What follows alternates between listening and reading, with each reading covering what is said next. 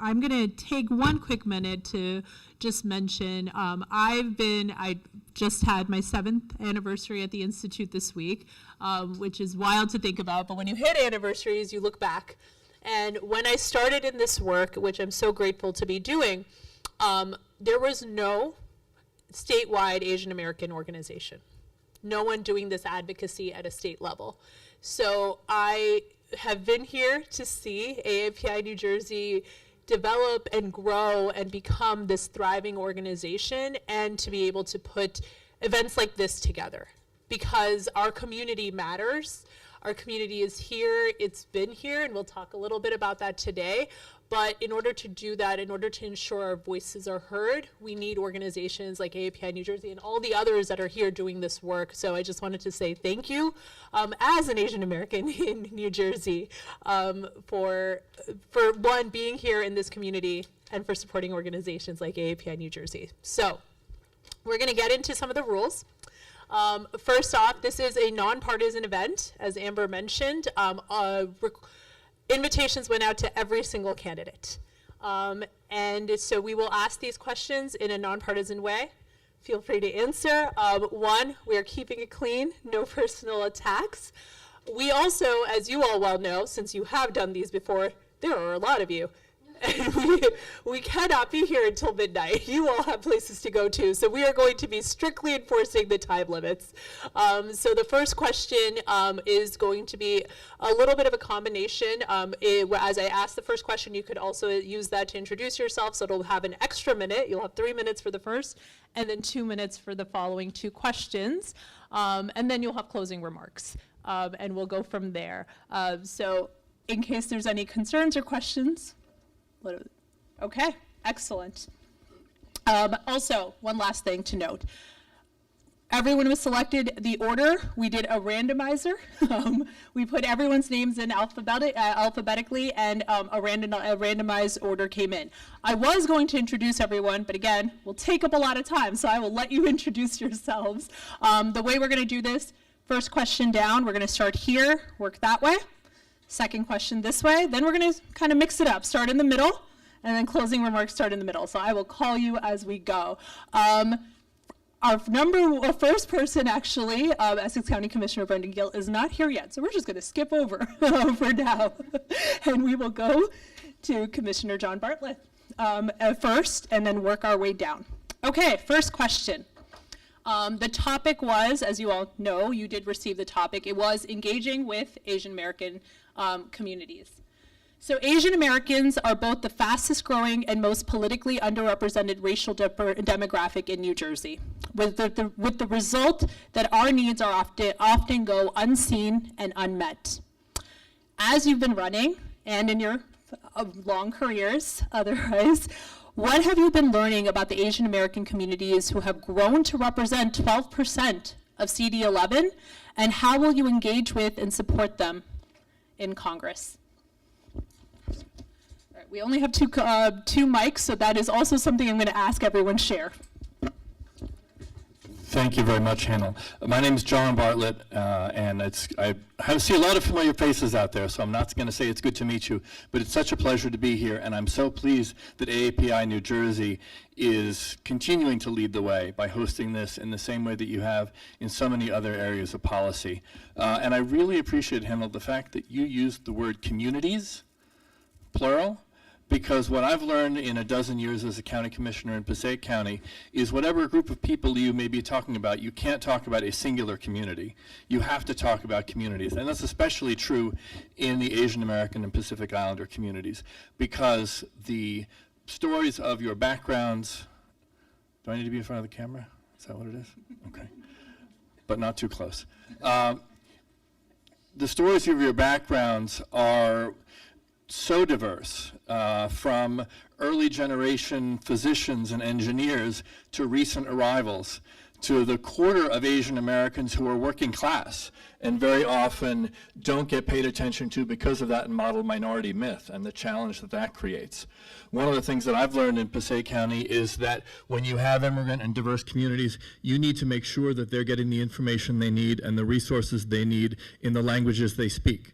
So I'm very proud that when we did our census outreach in 2020, we did it not just in English and Spanish, but also in Gujarati and Bengali and Arabic, because those were the languages of the communities that we served, and that's a big part of the story of how we accomplished the highest self-reporting rate in half a century in Passaic County. The range of issues that folks deal with include religious discrimination in some cases, obviously racial discrimination and targeting based upon perceived foreignness. One of the things that I have worked on very hard, and what I appreciate that AAPI New Jersey has worked on so much, is making sure that the education is there on these topics, because the antidote to hate and discrimination is education. And the fact that we had 6-7 years ago now the Jersey Promise report that told the story of all these Asian American communities in New Jersey, and the fact that that then could lead to the amazing advocacy work of AAPI New Jersey, making sure that now we have a state standard for teaching AAPI stories in our public schools. That is tremendously important. Some of you know why I know as much as I do about it. I'll talk about that later, but the work that all of you are doing is vital. It's something that I've always tried to support from my position in government, and it's absolutely a commitment that I will make to have an open door to all these communities as your representative in Washington, D.C. Thank you. 1 point from AV. As you speak, can we try to stand as straight as possible for the live stream? Is this okay, or is that? Actually, it would be better if everyone stays seated, I am told. Apologies. No? Or you could stand right in front of the chair? I think it feels Okay. better to stand. Okay. Like, Stand in front of the Okay. chair, though. Yes, please. Thank you. For the live stream for people watching at home. fortunately, it's my chair. So. Yes. Hello, everybody. My name is Tom Malinowski. I was a congressman representing New Jersey for 4 years. I was an assistant secretary of state under President Obama, responsible for advancing our country's values of freedom and democracy around the world. My most important identity standing before you today is that I'm an immigrant to this country. I came to America when I was 6 years old.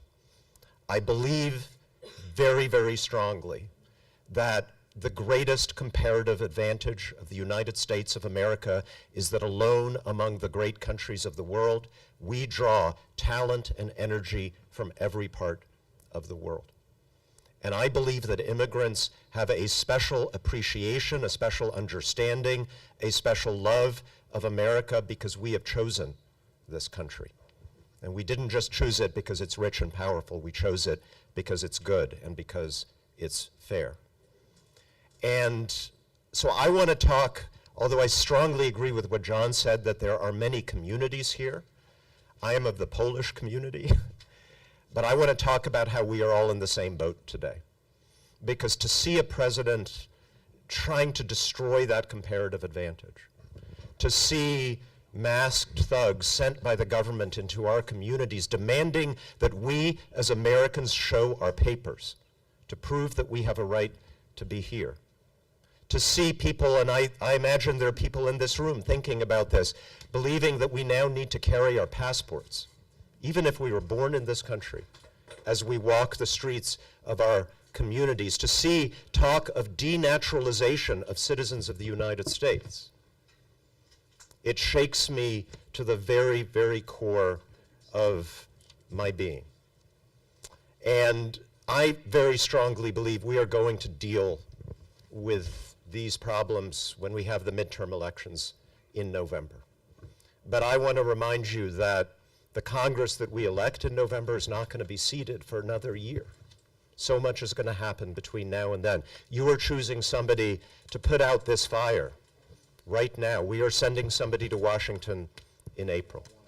And I promise that if you send me there, with every ounce of my soul, I'm going to fight against these ideas that say that immigrants are not as American as people who have been here for years and for generations. And if you send me there, of all the candidates that you see before you, I'm the one who will have the experience to be able to be effective in fighting that fight on day one. Thank you very much.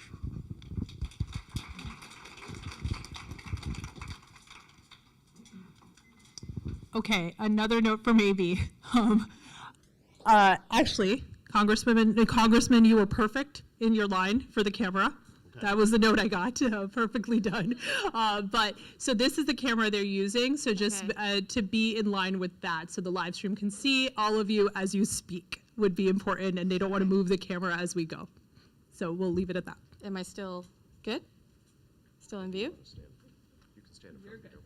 They're going to move that slightly. There you go. Thank you. Hi, everyone. My name is Analilia Williams.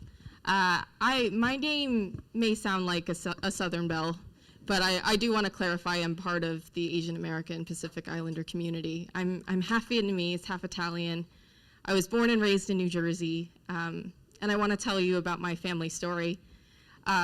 My mom, and I'm sorry I'm so emotional. This is a really hard time for all of us in this country. And I've been thinking about ICE. I've been thinking about my family, our experiences. My mom came to this country, my mom and my grandparents and uncle. They came here in the 90s. It took them 12 years to come to the United States and to go through the quote unquote legal process. The system was broken back then, right, obviously. It's still broken now. They came as refugees, and the reason they were able to come to this country is because my aunt said, I will sponsor you, and I want you to come and cook in my restaurant. It's a little Vietnamese restaurant called Saigon in South Plainfield, New Jersey. That's actually where my parents met. They met in the restaurant. You know, it's a really sweet story. Food is a big part of my life. The smells in this room of the food, I genuinely feel at home. And I think we're in a really a scary moment in this country, right? I know we're all seeing the stories of what's happening outside of Minneapolis. I saw the story of the Hmong American man who he's an Asian elder, and he looks just like my Mwai. And I'm sitting there thinking, oh my God, ICE went into his home without a warrant, and his daughter-in-law and his grandson were there, and that could happen to my grandparents who don't speak English, but they're citizens, right? That could happen to any of us, and it's very scary right now. So I think we have to do a few things, right? We have to stop the bleeding that's happening in this country and actually address that. We need to abolish ICE. We need to look at the immigration system and say, how do we treat people with dignity and respect that they deserve? And then we need to fulfill our promise of the American dream, right? The reason why so many of our family members came here, which is that you deserve to live a good life. You deserve housing, you deserve education, you deserve freedom, right? I'm running on a platform called the Fair Deal. I think it's very simple. It's the idea that when you work hard, pay your taxes, and show up, then your government should show up for you. Right now, it's not. But we have to deliver a really bold vision of what we deserve, because I don't want to be here again in 3 or 4 years, right? I want us to stop the bleeding, fight fascism, and then actually address the economic pains that all of us have. And that's part of the feelings that the AAPI community has, but again, all of us deserve this. Okay, Thank you. thank you.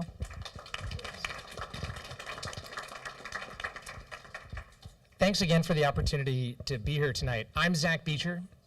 I'm a proud son of Margaret and Steve, who are actually here tonight for their first nonpartisan political forum. My mom's a social worker and my dad's a cop.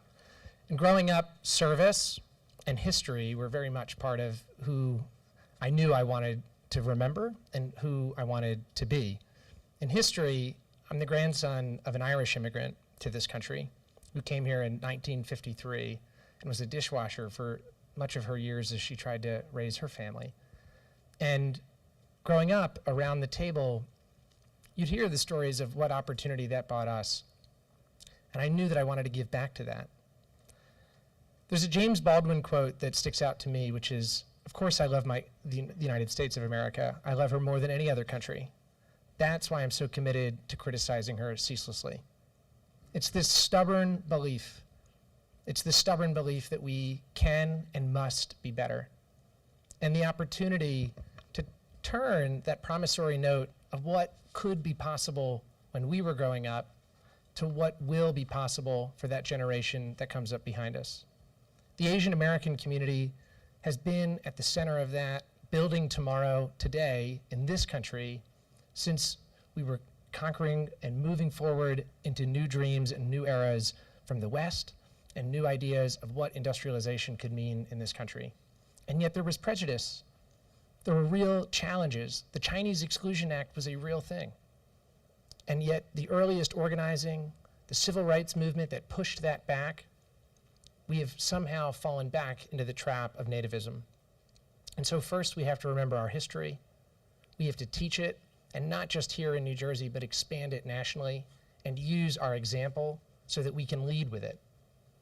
And I'll leave with another quote, which is Martin Luther King Jr. All of this comes back to the audacity to believe.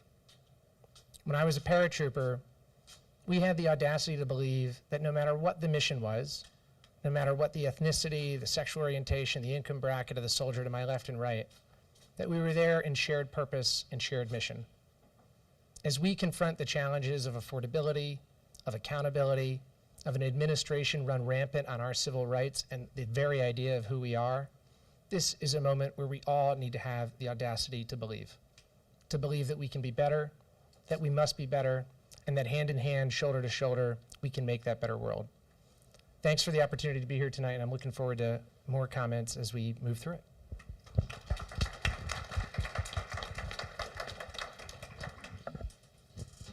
Camera one, right? AB I has love decided to this. put a mark down for all I of love us. diagrams. It helps all of us out. Good evening. I'm Tahesha Way. I'm a wife, proud mom of 4 daughters who oftentimes think I only graduated from kindergarten from Wayne, New Jersey. But I also say to them, as I say to others in the audience, that New Jersey's greatest strength is her diversity. And that is why it is so important for each and every one of us to convene, to outreach, to engage important communities such as AAPI. Now, I have served as a county commissioner. I have worked as a college professor. I have also been a state judge, and just 2 days ago, I ended my tenure as New Jersey's Lieutenant Governor, Secretary of State, when they gave me the respectful, boot right there. And it's all good because in every season you move on. But the one thing I am so proud of is the work as Secretary of State and Lieutenant Governor, understanding the assignment of outreach and engagement.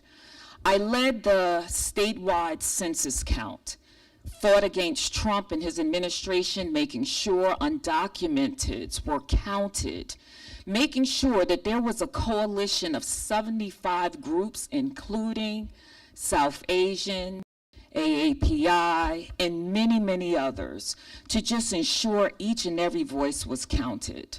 Success rate highest in 30 years. Similarly so, the fraternal twin to census is elections. And in doing this, I have made certain that each and every constituency and group can access the ballot freely, fairly, and safely.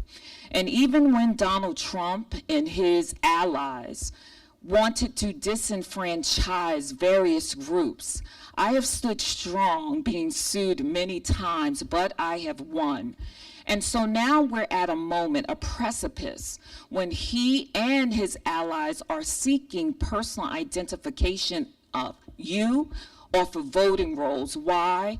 Because that's the scare tactics, the deterrence they want to ensure groups are going to not access their sacred right to vote. So these are the things that I want to bring to bear as your Congresswoman. We speak about what is going on in immigration. Well, in the summer of 2024, I signed a pro-immigration law ensuring that employers who disclose immigration status are penalized. The hope is that we all can continue to serve and be united as one. And I just hope each and every one of you continue to listen to this discussion. And if you want any further research, go to taheshaway.com. I thank you.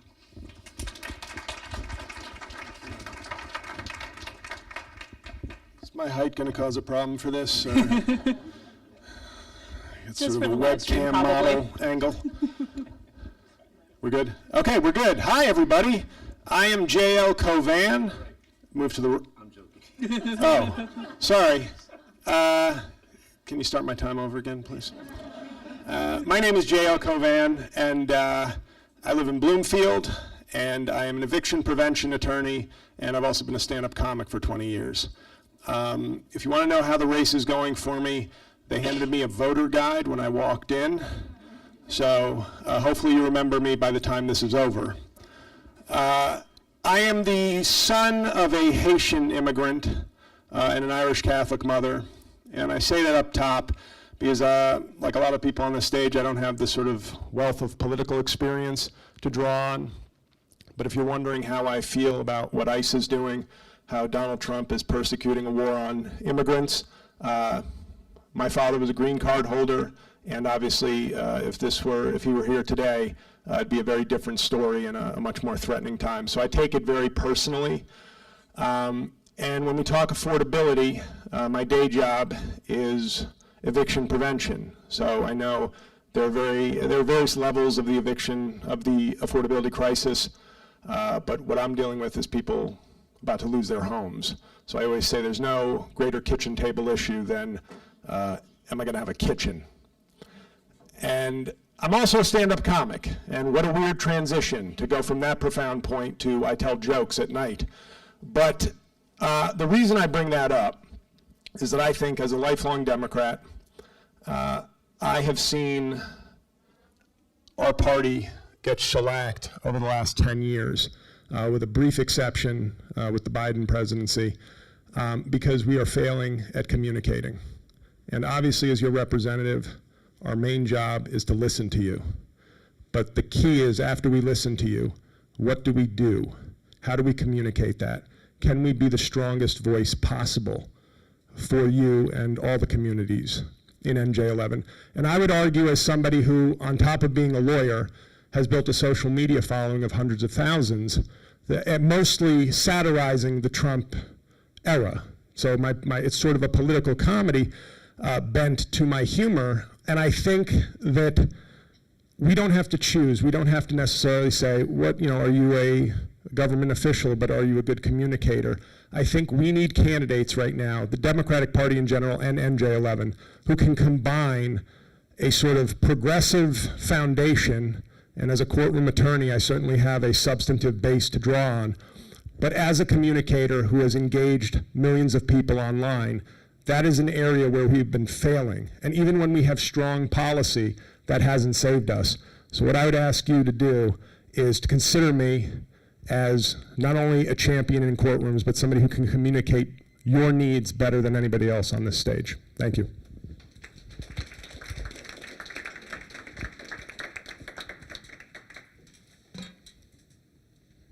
X marks the spot. Howdy, y'all. Thank you so much for being here. My name is Cammie Croft. I'm a mom of 3 kiddos in Montclair Public Schools. I worked in the Obama White House and helped pass the Affordable Care Act when I was there. I spent nearly 10 years fighting for immigrant rights.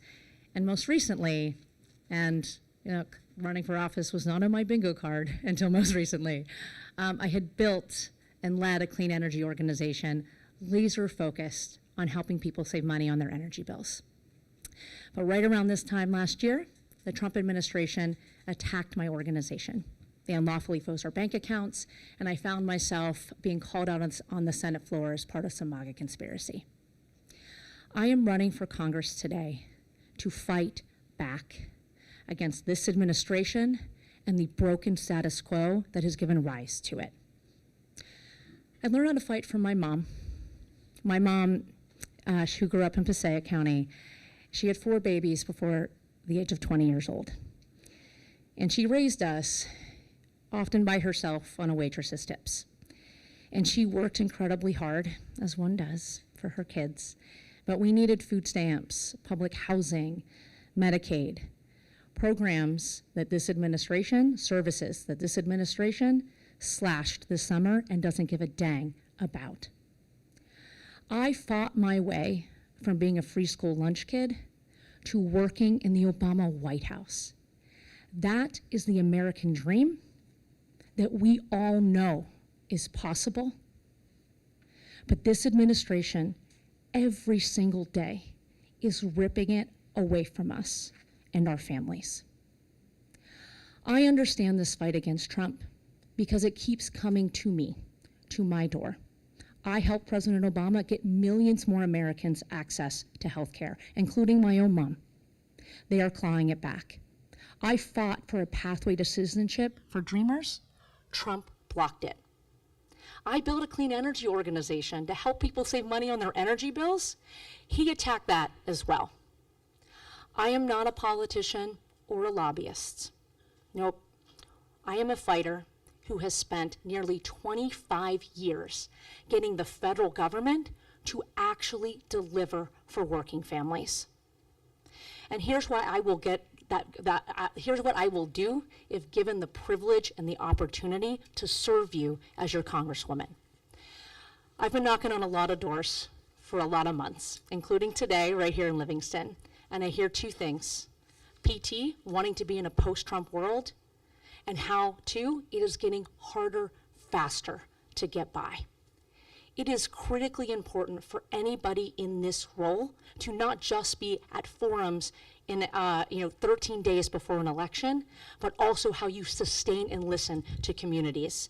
And that includes, for me, committing to 2 forums every year to hear from you. Thank you. Making sure I have a constituent service person that you can reach out to.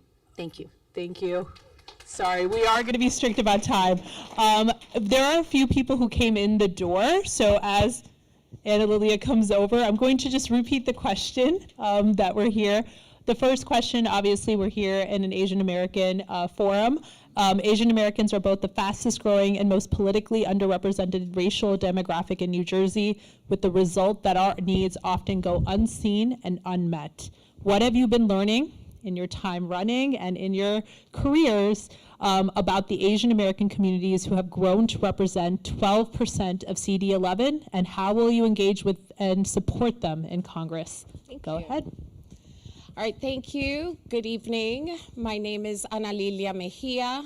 I am an organizer. I have been a policy advocate. You may not know me, but you would probably know some of the work that I have accomplished in New Jersey. I led the campaign to raise the minimum wage. I led the campaign to expand earned sick days for all workers. I fought to enact what was called the Democracy Act, which included several measures around not only protecting democracy, but language access and ensuring that our communities have the entry point so that they could be fully engaged in self-governance. I am the daughter of immigrants, and while I am not Asian American, I could tell you that some of the similarities between our communities both resonate and inform how I would serve you as the next representative, your representative in the 11th Congressional District. You know, the underlying truth, what you actually mentioned earlier, the Asian American, the AAPI community is very much ignored. That's true.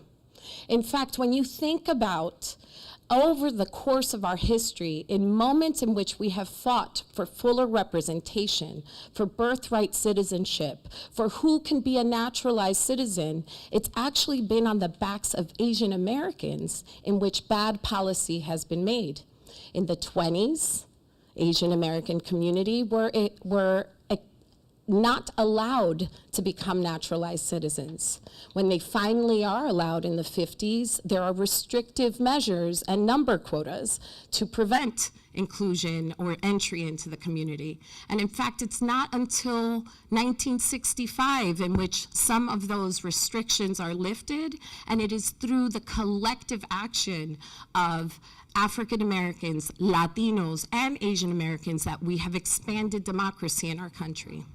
You ask what I would do as your representative. I agree. Members of Congress have two levers. The first one is to legislate, and until we have a majority, the truth is, we hit a wall. But that second lever, using the power, the bully pulpit, to ensure that we are uplifting understanding, that we are holding forums not only for our community, but that we're harnessing the power of the community to inform others. We are in the middle of the backslide of our democracy, and I believe that we need to work together like we have in years past to ensure that we protect the freedoms of every community. And you cannot continue to be ignored. In fact, you have to be at the forefront. And with me, I would like to partner, and I would represent you to my fullest ability. Thank you.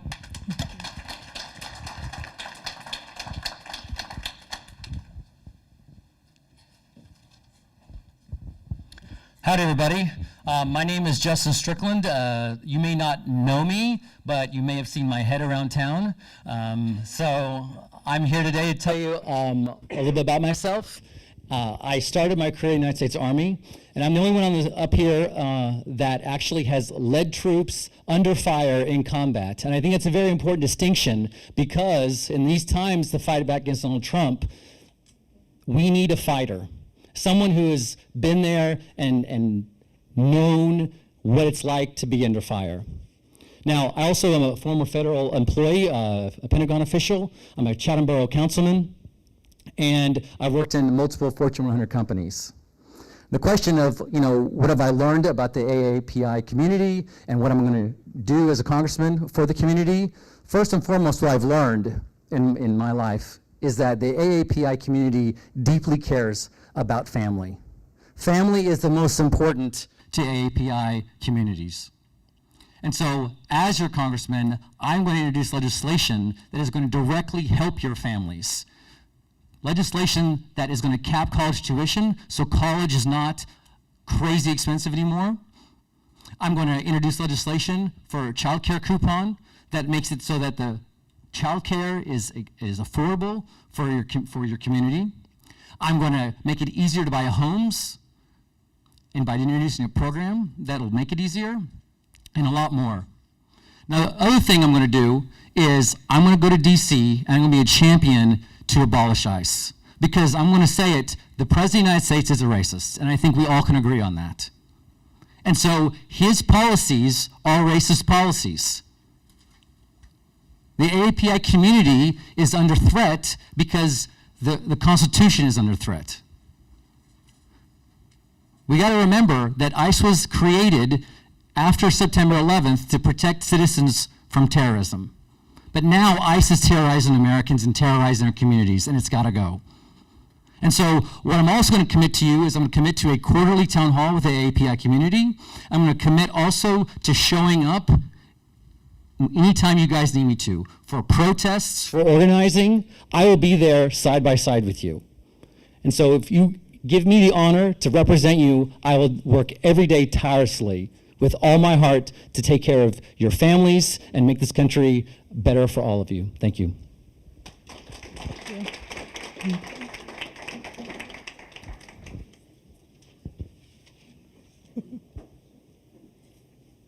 Good afternoon, everybody. My name is Jeff Grayzel. I live out in Morris County, way out that way, where probably many of you don't visit very often, but it's great to be in your community, and thank you for the host today for bringing us all together. I was a disenfranchised resident of my community 25 years ago, and I had moved out to Morris County in 1997 when I got engaged and was going to raise a family. Little did I know that Morris County, way out there, was ruby red, and I was surrounded by a lot of Republicans. I became a disenfranchised resident of my town, and I stood up to make a difference. In our town, we have a township committee just like here in Livingston, and the committee rotates all the time. I was able to run 5 years in a row. And in 2007, I became the first Democrat elected to my town council since Watergate. I was very persistent. I lost my re-election in that ruby red town, came back and won again, lost again in that ruby red town, and came back and won again. I gave back to my community as a coach of baseball, coach of soccer. A lot of people knew me. And fast forward to 2018, I was proud to be on the ballot with Mikey Sherrill when we both won. And I then became, in 2019, when Mikey became our Congresswoman, became the first ever Democratic mayor of Morris Township. And not only did I show that Democrats can fight in Morris County against Republicans, but Democrats can deliver. We governed, and we governed well. We changed the way we do things. So I should tell you that I'm an engineer by training. I solve problems for a living. I'm an innovator, and I'm going to talk about that a little bit later on. But I brought that process-oriented and results-driven approach to Morris Township and leaned heavily into infrastructure, something that engineers love. And we transformed the way we do business in Morris Township. We brought the community together, and we brought new businesses to Morris Township, including the Red Bulls, and we're going to be a host community for the FIFA World Cup right there in Morris Township, the new Red Bulls facility. Very, very proud of that. But everything that I do in my life revolves around community. I'm going to answer the question about how I'm going to work with the AAPI community. So in Morris Township, we leaned into infrastructure, but infrastructure that brought the community together. We built sidewalks. We built playgrounds. We revamped neighborhoods, and neighborhoods felt like they were actually a neighborhood, and neighbors felt like they were neighbors instead of just people living in houses near each other. And I also invested in the community of Morris County and Greater Essex. I'm a member of the Jewish Community Relations Council of Jewish Federation, and I was an initial member of an organization called Community Leaders Against Hate. We were fighting against Islamophobia because of the Muslim ban coming out of Trump. We were fighting against Asian hate because of the COVID and what people were thinking and how it came from China. We're fighting against hate. And I am a proud member of the Jewish community, and we all know that anti-Semitism has been around for centuries, and fighting against that. Everything that I do brings people together, support each other, and I look forward to talking about that more later tonight. Thanks. Good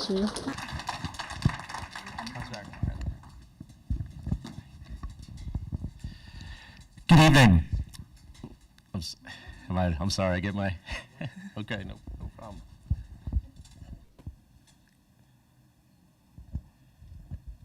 Thank you. Good evening. My name is Brendan Gill. I've had the honor to serve as an Essex County Commissioner for over a decade. I apologize that I was late. I'm sincerely sorry about that. Thank you for bearing with me on that for sure. I'm going to go right to the heart of the question because I see so many good friends that I've had the opportunity to work with during my time, both as an Essex County Commissioner, as my time working for Senator Cory Booker, the late Senator Frank Lautenberg, the late Congressman Bill Pascrell, who represented big portions of this community in this congressional district. The AAPI community itself is growing, and the question was, is it being overlooked? And the answer, very simply, is yes. And it's because of organizations like AAPI NJ that is now making the difference to make sure that those communities are not overlooked. What does that actually mean? That means that the person that you are going to support in this race has to understand the communities that they're seeking to represent. Have you been at an event that this organization has done before you showed up here tonight? Did you advocate to make sure that AAPI NJ received funding in the state budget just this last year? Did you show up at the color run, which I did, and I did not run very well, but were you there? Being on the ground is an important part of what a member of Congress is asked to do. So I agree with something that was said earlier. Yes, legislate. That's one power of what this office has. But you cannot legislate unless you have been in the communities that you're seeking to represent. It matters. And you cannot get to community engagement until you get to that point. Secondly, on a personal level, my brother-in-law, Brian Lowe, I have a niece and nephew, Adrian and Zara. The events that AAPI NJ have done has allowed Zara and Adrian and Brian to be seen in ways that they were not seen before. That is impactful. That is impactful. And that's what we are doing here today, and what we are charged to do, whether we are members of Congress or not, is to support programming, nonprofits, and community organizing like that. Thank you. Thank you. So as a reminder, we are going to go in the reverse order this time. I think there might be another mic. If not, we're going to pass this one back. Before I ask the second question, the next two questions will have 2 minutes each. Clock over there, and it does beep, as you all know. The second question is on immigration. We've seen this federal administration target AAPI student protesters, freeze visas for 75 countries, including many Asian countries, in addition to Latin American and African countries, raise H-1B visa fees to $100,000, terminate temporary protected status for AAPI refugees, deport asylum seekers back to the countries they fled, and target Asian Americans for deportation, with ICE arrest rates for Asian Americans in New Jersey having tripled over the past year. Soon, the Supreme Court will decide whether to overturn birthright citizenship, which has shaped the stories of countless Asian American families. As the executive branch attempts to close the door on who gets to be an American, what specifically would you do in Congress to keep it open for Asian Americans and other communities under threat? Still have to come to the X for the live stream. Thanks. So I said that I'm a proud member of the Jewish community, and the issues that we're facing in the Jewish community are not dissimilar than a lot of the issues that the AAPI community is facing. As somebody with Jewish heritage and watching what ICE is doing these days, I hearken back to what happened in Europe and the fascism that we saw. And I see the foothold of fascism happening right here when people are shot in the street, like we saw in Minnesota, where people are pulled out of cars. People are now being pulled out of their homes, and ICE is saying they have the right to go in there with no search warrants. It is really scary for all of us. So in terms of the immigration, we need to reform our immigration process. The reason why we're at this point is because we've been kicking the can down the road for 25 years now about reforming immigration in our country, and we need to get to work down in Washington and put in place a new immigration plan that goes from the bottom to the top. And you talked about H-1B visas. My son just graduated Columbia University Graduate School. 90% of his class were foreign-born students, only 10% Americans. That's another problem in and of itself, that we're not educating our own at the highest levels. But our country was sending those kids, those 90%, home because there are no visas for them to work here. These are the smartest and brightest kids coming to our country to learn, who want to stay here, and we are sending them back. So there's a lot of things from the bottom to the top that we need to fix. ICE is the first thing that needs to be fixed in Washington. We need to defund ICE, take away their money so they can take away their strength, and not allow them to pull people out of their homes. It is just so scary what they're doing and where we're headed. But there's a lot of work to do, and look forward to talking more about it today. Thank you, Mayor. Which way does it go? This way? Yep. All right, I think one of the things that is very important that we have to focus on as leaders is we have to change the narrative of what it means to be an immigrant. Because right now, the Trump administration is vilifying immigrant communities. We need to be raising up immigrant communities. We need to be celebrating immigrant communities. And so first and foremost, as your congressman, I'm going to do everything I can to work on celebrating and raising up immigrant communities. I have been participating a lot in the grassroots protests against ICE right now, and I have gotten to hear firsthand accounts of the awful things that ICE has been doing. We need to elevate the voices of immigrant leaders. we need to partner with these organizations to make sure that the regular people in this country who are tuning out because they don't think it affects them hear what's happening. They need to hear about the racism that the AAPI has been experiencing. They need to understand, and I think one of the things that Americans are good at is once they understand and put themselves in other shoes of people and they really, listen, that they do rally, and they do rally on those people, because you think of when a tragedy happens, we come together, and so we need to elevate the voices of the American community and change the perception that is being put out by Washington, D.C. Now, as far as other things I would do, I've mentioned before, I'm going to be a champion of not defunding ICE, but getting rid of ICE, and we need to make sure we have pathways for immigration that is easier so that people are able to achieve the American dream and be able to be taken care of when they've been fleeing countries or they want to achieve in our country. Thank you. Alrighty, thank you. Okay. So we heard several issues, several movements that the Trump administration has made against not only the AAPI community, but Americans, everyone across the board. We have to understand that when one community loses its rights, whether it's due process or equal protection or the threat on birthright citizenship, we all have lost it. So it is a mistake to believe that one group under assault doesn't immediately equate that we are all under threat. I will point that most of what I see is occurring is the corruption in our judiciary, the misinterpretation, very intentionally so, of our Constitution, the questioning of whether or not birthright citizenship is applicable to any child born in these United States.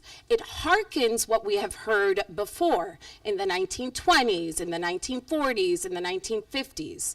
When you consider that for the 250 years that this nation has existed, 75% of the time, it has tried to exclude many of the people in this room, including myself and many of you. The way in which we have been able to counter that has been almost as formulaic as their assault. The way they have done it is to move state-sanctioned violence, to corrupt or misinterpret the Constitution, to change the laws so that you are not able to participate, and have a corrupt executive to boot. All of those things have lined up, just as they have in yesteryear. But the way in which we counter it is education, ensuring that we are not only making sure that community is informed, but we're making demands so that K through 12 and higher education fully represents our history and impact. I could say more. I'm out of time. As you can tell, I'm very passionate and informed about this issue, and afterwards I would enjoy having further conversation. Thank you. Thank you.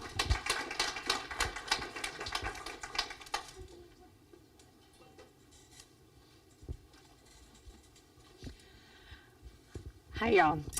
So I spent almost 10 years working in immigrant rights at both Amnesty International and then at an immigration advocacy organization, Forward.us. Here are some of the policy things that I would focus on. One, we need to defund ICE right now. This administration has shown us that they are completely irresponsible with their authority and what they are doing with mass thugs in our communities across this country. What can we proactively do? We need to achieve and pass a pathway to citizenship for DACA recipients and TPS holders in this country. Full stop. Two, we need to invest in dealing with the years-long backlog of those that are stuck in a confusing web of a system that is unclear and hard to navigate, and often doesn't center in the people that are trying to navigate that.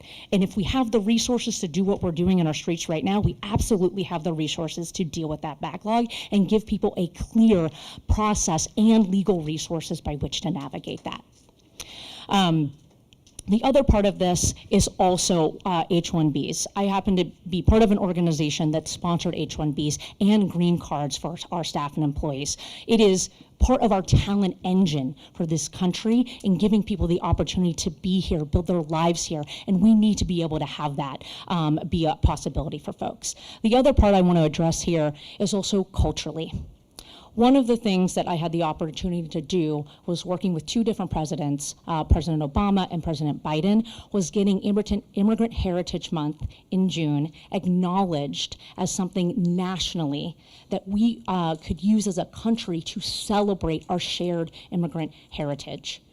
Part of what we need to do is be shaping a narrative that associates positivity, celebration, pride in all the various ways and communities that we come from, and our diversity is our strength. And I've had a decade of experience doing these very things, and that's what I would do in Congress if given the opportunity.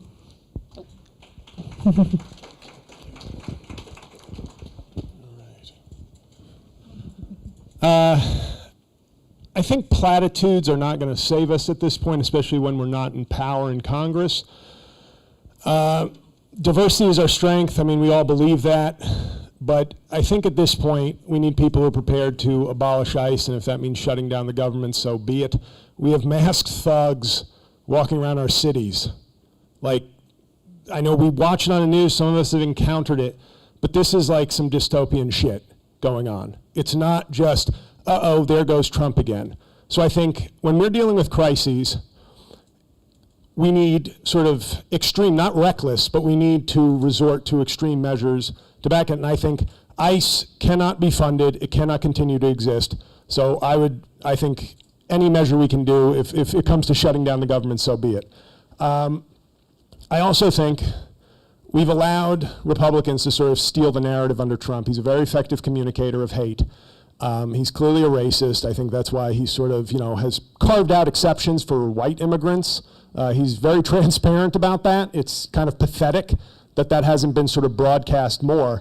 But I think what we need to do, seriously, to win this battle, especially when we don't have the political power right now, is to engage in sort of communications warfare. And that means when H-1B visa people are forced out of the country, we highlight the loss of expertise and what that loss of expertise means for people in their real lives. And we need to highlight that. And I don't mean to create some sort of trauma porn, but we do need a sort of scenario where people start to connect. Oh, when we kick out immigrants who do good work, whether it's small stores or in hospitals or anywhere in between, we need to showcase that and highlight it, because that's the battle we're losing. And I also think on a side note, in 10 seconds, one of the things that I'm very focused on is elder care. You can check it out on my website, jl4nj.com. But I think we need to elevate some of the foreign workers who work in sort of the home health aid space and maybe aren't expert or highly skilled the way we've defined it. Thank you. But we need to redefine that as well. Thank you.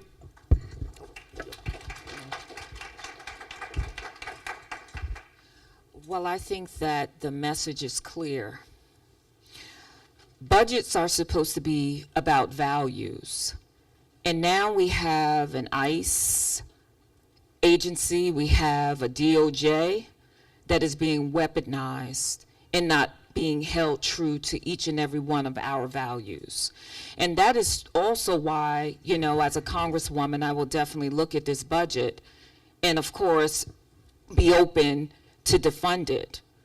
Hearing a child, 6-year-old, walking the streets in search of her dad, hearing another child in high school being snatched up is unacceptable, and it is not who we are. Laws should be on the book. Immigrant trust should be on the book. I mentioned moments ago the deterrence of any employer, that penalizing should be on the book.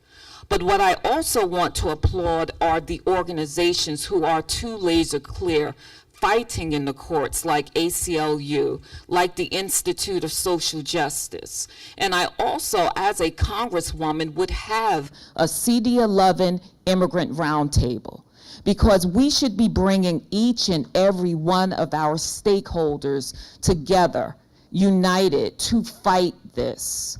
Not just here in New Jersey, but of course this entire nation. And that's how we can get it done.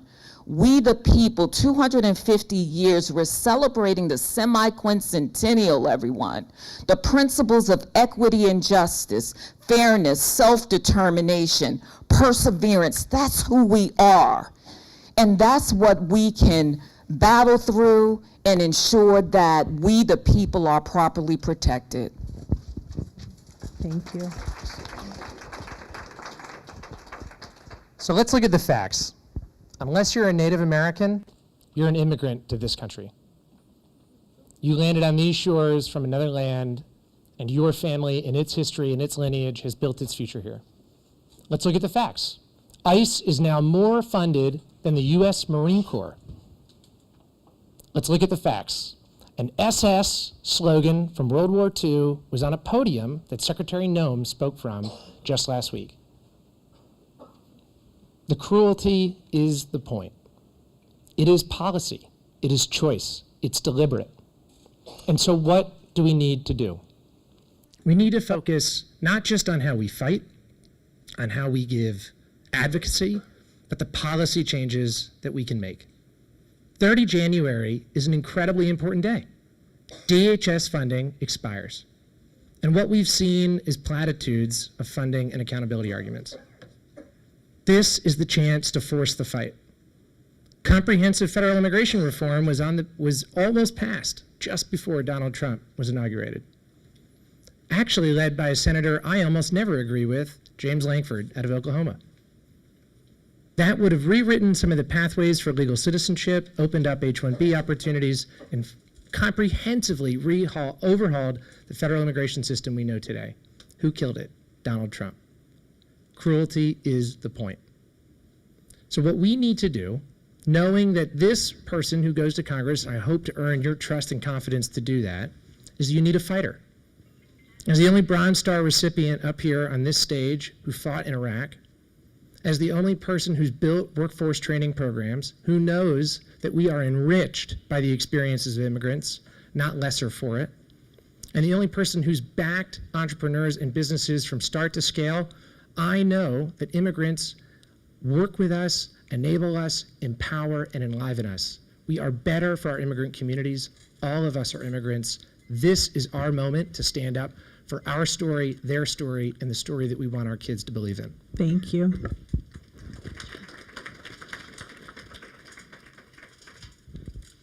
Gonna nudge everyone to notice the X again. Thank you. So I said earlier before that we need to stop the bleeding, right? And I think it's very important to acknowledge how urgent this moment is. There are things we need to do in the short term and the long term, right? In the short term right now, ICE is in New Jersey, right? They are all across New Jersey 11. I'm, as an organizer and someone who just cares a lot, I'm in these group chats. I'm seeing that, ICE is staying in unmarked cars, and they're outside the laundromat of Morristown, and they're in these places to prey on vulnerable people who are just trying to live a good life. So what's really important right now is that we, as all normal people, just keep organizing, right? We need to be doing the rapid response relief. We need to be coming up with the solutions when our elected officials are not, and saying, okay, how do we keep people safe? We need to be going to our town council meetings and saying, you need to pass the Immigrant Trust Directive. Again, we have to do this again. And then we have to hold Governor Sherrill accountable and make sure that when these laws get passed, right, in terms of police officers protecting community churches, right, schools, things like that, we have to work with our law enforcement and our police officers and say, okay, now we need you to stand outside, and we need you to protect our kids, and we need you to protect our elders and our families. So that's the short term. We have to do that. That's what we do in this moment when Democrats don't have power. I think in the long term, we have to pass truly comprehensive immigration reform, right? The last president that did something impactful was Ronald Reagan with amnesty, right? It's been a really long time. So we need to finally address that and acknowledge that the easiest way to citizenship right now is to get married. That's ridiculous, right? So thank you. Thank you.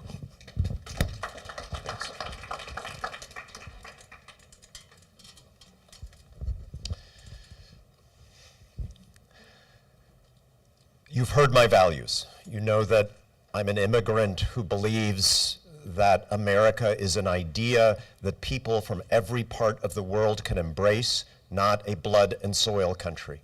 This is the greatest strength of our society, and if we lose it, every American loses. Now the question is, what can Congress do? I actually disagree that we have no leverage when we're in the minority. Right now, there is a bill to fund the Department of Homeland Security that is moving through the House and Senate. It requires 10 Democratic senators to pass. So we can stop it.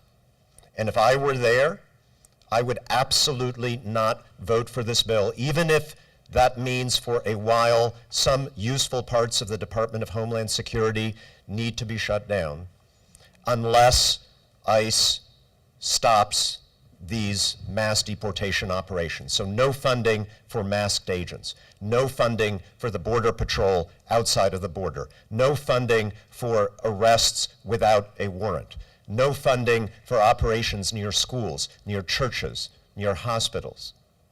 Protect the funding for the real federal law enforcement, like the FBI, which protects us against terrorism and against organized crime, against child trafficking. All these real federal law enforcers have been diverted to support ICE. That makes us less safe.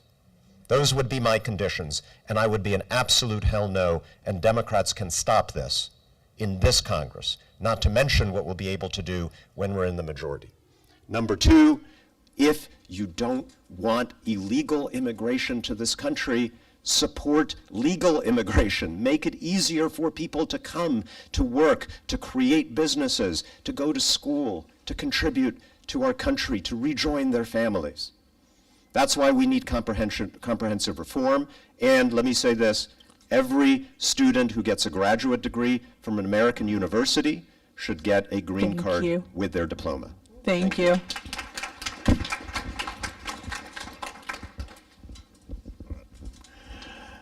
I know I don't look like it, and I know I don't sound like it, but I'm part of an immigrant family. And because of that, I believe very fiercely in the American promise to each successive wave of immigrants. And if you ask me what kind of person I'd like to have as a next-door neighbor, it's absolutely somebody like my father-in-law and mother-in-law who would go 10,000 miles for the opportunities that this country offered them.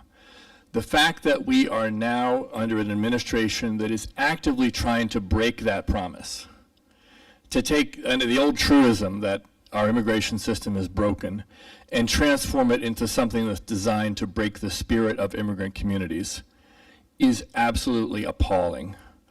The first thing that I want to do when I get to Washington, D.C. as your representative in Congress is to impeach Kristi Noem and unmask ICE.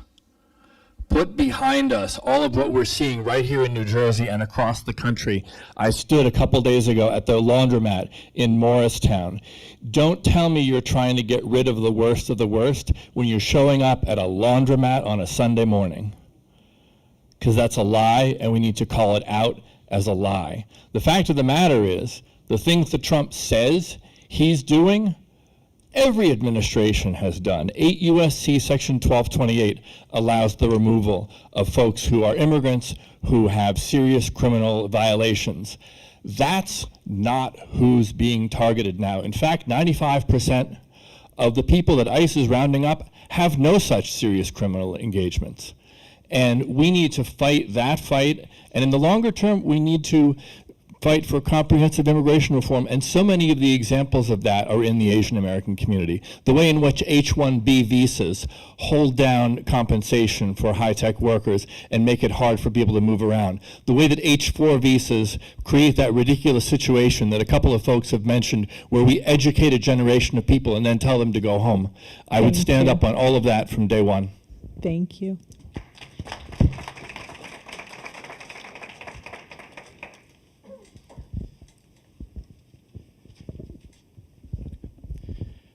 So I agree with almost everything that's been said on what we need to do. We need to, in the immediate, defund and, yes, abolish ICE. We need in the immediate right now, I do agree with the congressman, right now we have a leverage even in the minority through those funding streams. What we also need to do is organize on the ground. How do we do that? We do that with the communities that you're seeking to represent, with the people that are in this room. That is where the answer actually lies. That is ultimately how we are going to get out of the short-term and long-term situation that we are in, through a broad movement. History has shown us that in the past, and it is what is going to lead us to a better place than we are in right now. With our office, and I'm going to try to sum this up in 45 seconds, with our office, what can we do? We need to do more than forums, more than town halls, more than just one and done events. You need to have systemic communication with the person that takes this role. This person will be in office in April as your representative, which means it is critically important that they already know who they are seeking to represent, that they are not meeting you for the first time and learning of your issues. It matters in order to be effective on the very issue we are talking about right here. So in addition to town halls, in addition to forums, you need to have standing advisory committees. You need to have those standing advisory committees filled with the very people who are in this room, which means you're going to need to know who they are. It matters. Thank you. So for the next question, we're going to shift things around a little bit. We will start with Zach, move our way this way, and then come around. And so I will ask the third question, and it's one that we're hearing a lot about throughout the state and the country. It's on affordability, as you all know. AAPI NJ learned from deep canvassing that affordability was a top priority for our communities. In addition to the high costs of living in CD11, many AAPI businesses and consumers have been hit hard by tariffs and inflation. What plans for addressing affordability would you bring to this role that perhaps your opponents wouldn't? It's a great question. And actually today the polling was just published in NPR and AP that the AAPI community feels this most acutely. About 41% of the AAPI community identified affordability as their top issue, outpacing all other groups across the country. So this is something that we know is acutely felt. Affordability means a lot of different things to a lot of different communities. I think here it's around how do we drive focus to build results, because ultimately confidence is derived from competence. We have to be competent at the results we deliver to build that confidence that we're bringing down costs. I think it's three different things. I think it's around transportation, I think it's around tax, and I think it's around innovation.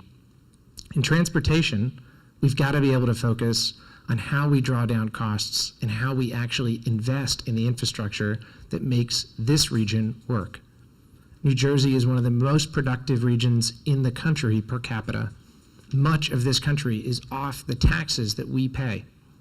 So we've got to have the Gateway Tunnel appropriated and funded and defended. We need to have grants that back new options, new equipment, new infrastructure at NJ Transit. Maybe they'll run on time. 2, salt tax deductions. We need to work across the aisle in certain cases to bring the salt tax cap down and remove it. And 3rd, we have to build a future that is affordable.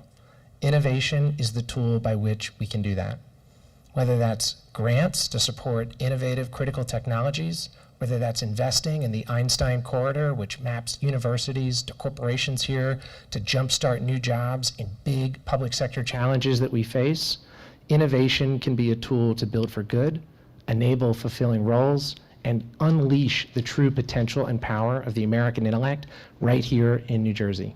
And so for those 3 pieces, I've got the experience to build it. I want to leverage it, and I want to partner with you to make those possible.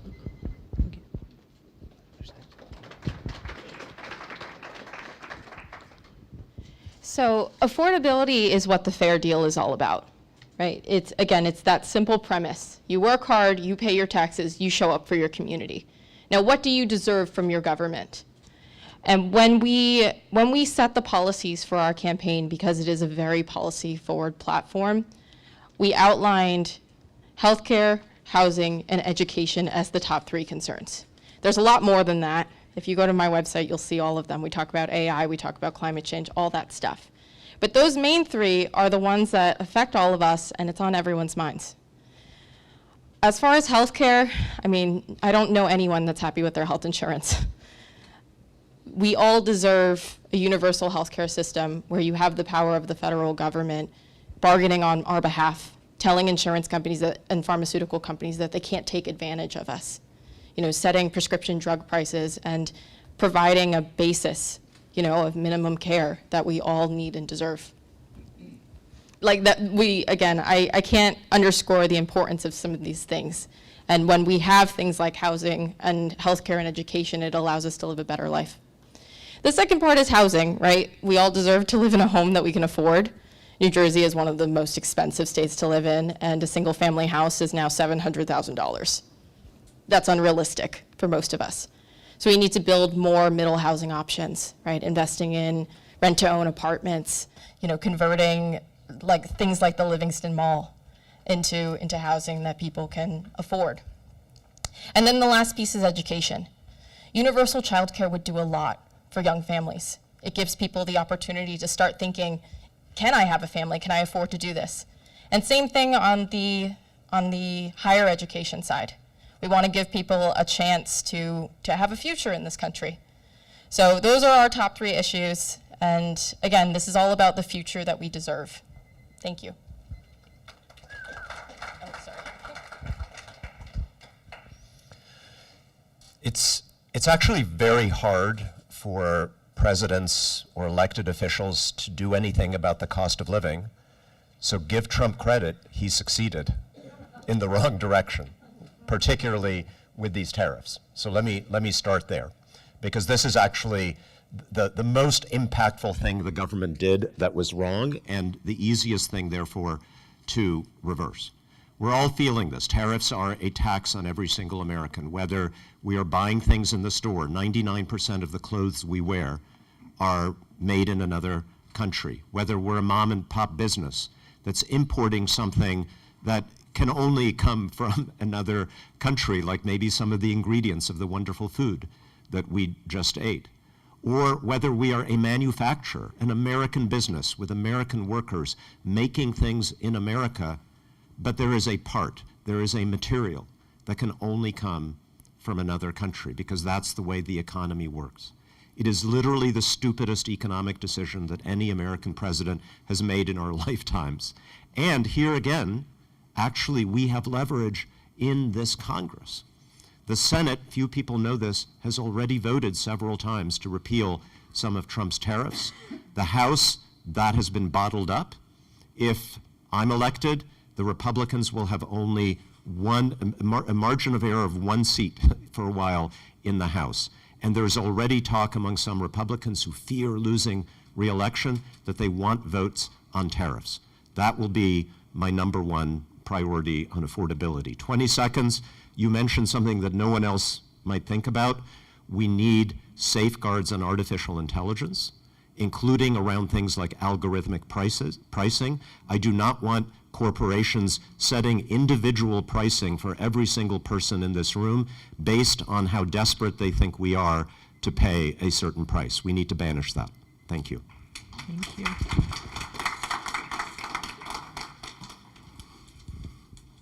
I see the impact of tariffs when I go shopping, whether that's at India Bazaar in Totowa or at a top quality food mart in Parsippany or any number of other places. I see that things that you all buy frequently cost more. And we know from some wonderful news coverage from places like Oak Tree Road and Edison that that impact on small businesses is profound. Affordability is something I've been working on for 12 years as a county commissioner, and I started with the things most in my own power. If you live in Passaic County, your property tax rate has gone down every year for the last 9 years, and you're paying less in county property taxes than you were in the year 2018.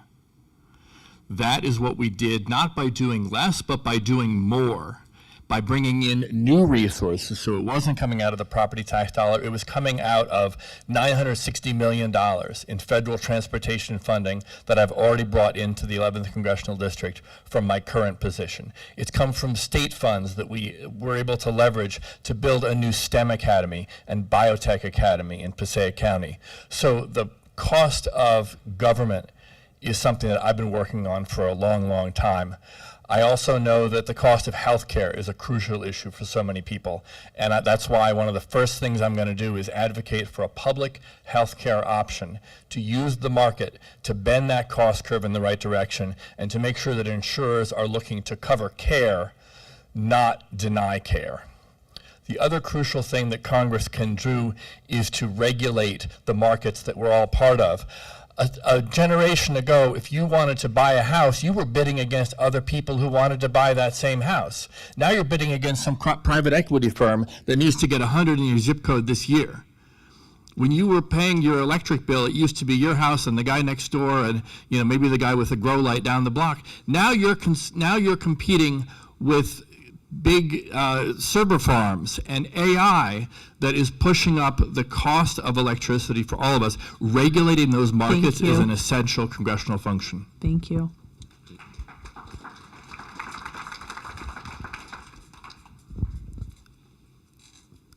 So I can appreciate that the deep canvassing showed that, but I don't think we necessarily actually needed the deep canvassing to understand that across all the communities that I'm talking about in the 11th, talking to in the 11th Congressional District, that they're saying affordability in this region is the #1 issue.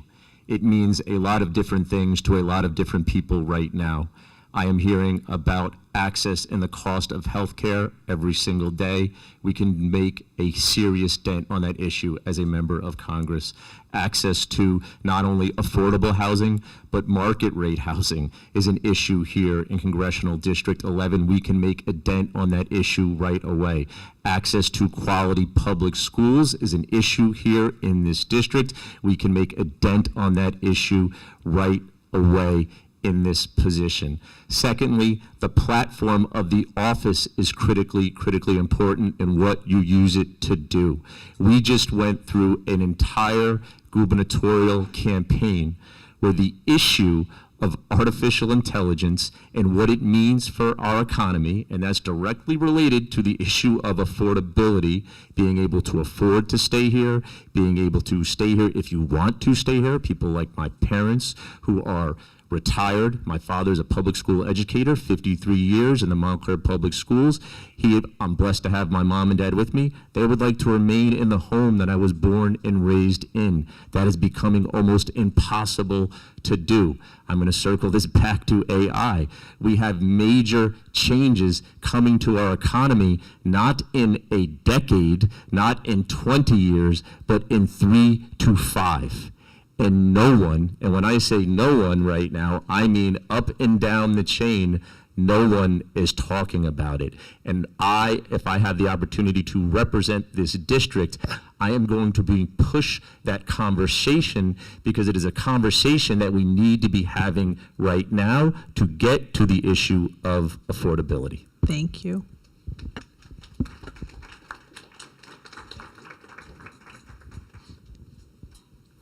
I agree with Tom that tariffs are a terrible idea.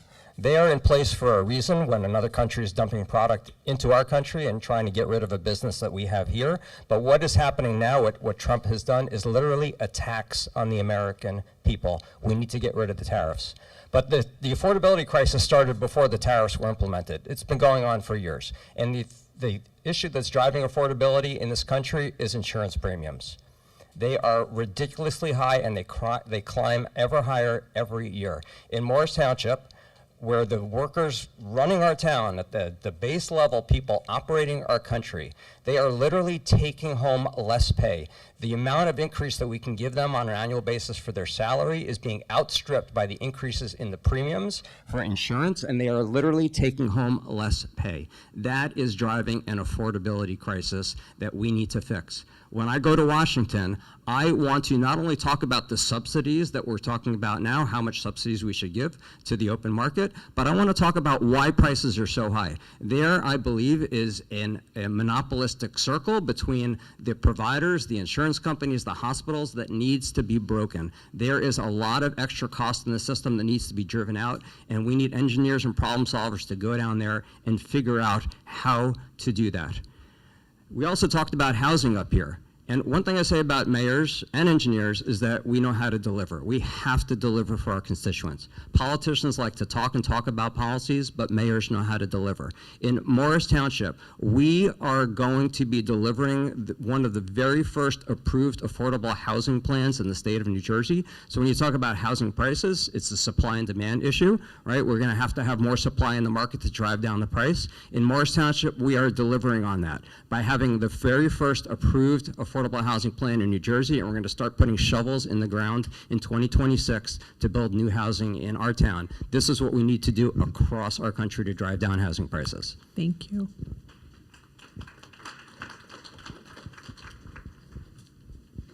All right, howdy everybody. I want to address one thing real quick that Zach said that was not accurate, and that is I also have a Bronze Star. He's not the only one. I was in combat for 2 years in Iraq, but just wanted to make sure everyone knew the truth on that. But let's talk about affordability. We use affordability a lot as rhetoric, right? And we shouldn't use it as rhetoric. We should use it as something that's super important to a lot of people. And that's why I'm the only person up here who actually launched with detailed policy about affordability on day one of our campaign. Specific policy that can be translated into legislation that I'm going to fight for in Washington, D.C. Specific legislation that is going to cap college costs at $5,000 per year for state-run schools, because it's criminal in my mind that a state school that receives taxpayer-funded money is saddling people with over $100,000 in debt. I'm going to fight for the public option, which the VA has a public option. Veterans can choose that, or they can choose a private health insurance. And what that'll do is it'll keep premiums down for private health insurance, but it'll also keep government health care at a higher standard so that everybody can benefit, not just a few people. I'm also going to be fighting for child care, this child care coupon I mentioned earlier. If both parents are working, they get up to $25,000 a year, not a tax credit, a coupon where they can go and give it to their child care provider, and that child care provider cashes it in with the federal government. $25,000 a year. Think about that amount of money that now they can save for homes or other expenses. I've also got policy that says we're going to create a federal home program so that you don't have to put down 20% down on a home. And I talked about how expensive the houses are in New Jersey. Absolutely. Who can save the money to put 20% down? Especially when you got a lot of college debt. I got a lot more. Visit JustinStrickland.com to see my policies. Thank you.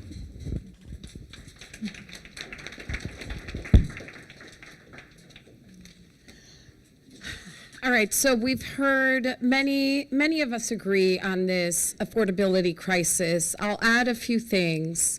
I will say that there's an opportunity when we look at increasing affordable housing stock that we could in fact have a double or triple word score and ensure that we are also acting in a way to grow a green economy, to address climate impact, and to expand affordable housing stock. When we talk about affordable health care, I am a proponent of Medicare for all. I would settle for a public option, but ultimately what I believe is that health care is a human right, and that we should be using all of the levers of our government to expand access to ensure that people have quality health care, including dental, vision, and long-term care. I had the privilege of helping care for my father until he passed away at 97. I have a mother who has dementia, and if I hadn't spent down all of her assets in order to qualify for Medicaid, I wouldn't be able to work. I know I'm not alone. So there are multiple ways in which we can and must address affordability. I want to add, however, that there are two sides to dealing with affordability. What you have heard is about lowering costs. Across our economy, it's actually been very hard, and while we must try and must take action, there's the other side, putting more money in people's pockets. I am a proponent of raising the minimum wage. As I shared, I've fought for that in New Jersey previously. There should be a push to increase it. There isn't a place in America in which you can make it under $25 an hour. I also propose that your first $40,000 in income should be tax-free, expanding beyond the earned income tax, because I know that when people have more money in their pockets, they engage in the economy more effectively. Thank you. I'm out of time.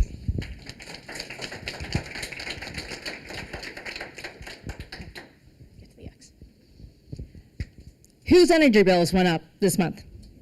Am I the only one? Couple $100? Look, I really want to save you money on your energy bills, and I have a plan to do that. 3-part plan. 1, we should be offering free solar panels and battery technology to anyone who wants it, as long as you plug into the grid. Why? That immediately increases supply. Part of the reason that our energy prices are going up is because we don't have enough supply. The fastest way to do that is with clean energy. And when you do that, when you offer that new supply, it also gives an opportunity for communities to keep that wealth in their neighborhoods and individuals to do that as well. How are we going to pay for that? That seems like a rich policy. This is how we pay for it. It is just a fraction of the billionaire tax cuts that Donald Trump just passed this past summer. The other part of that is the second part of my plan. Data centers must be paying their fair share. Right now, they have an outsized influence in how our energy prices are being jacked up on all of us. They have a responsibility to be a part of that solution. And I know that is possible because I was working with them at my clean energy nonprofit until Donald Trump attacked us. The third part of this, and this is just the right thing to do, we need to be tying CEO pay and executive pay to our utility rates. If our rates are going up, CEOs should not be getting rich bonuses. Full stop. I want to take a personal note on this issue to talk about why it's that important to me. I remember being a little kid and my mom huddling us all four together in one room together on one mattress and with a bunch of blankets, and she called it, we were going to do the Willy Wonka bed that night. If you guys remember that movie from being a kid. And I remember that being fun. As I got older, I later recognized we were doing that because she couldn't make ends meet and we couldn't afford that energy bill. Right now, too many families are having to make that choice, and I have a plan where they won't have to do that. Thank you. Thank you.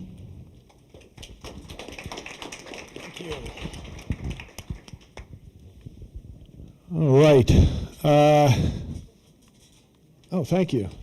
Not taxing me on the all right.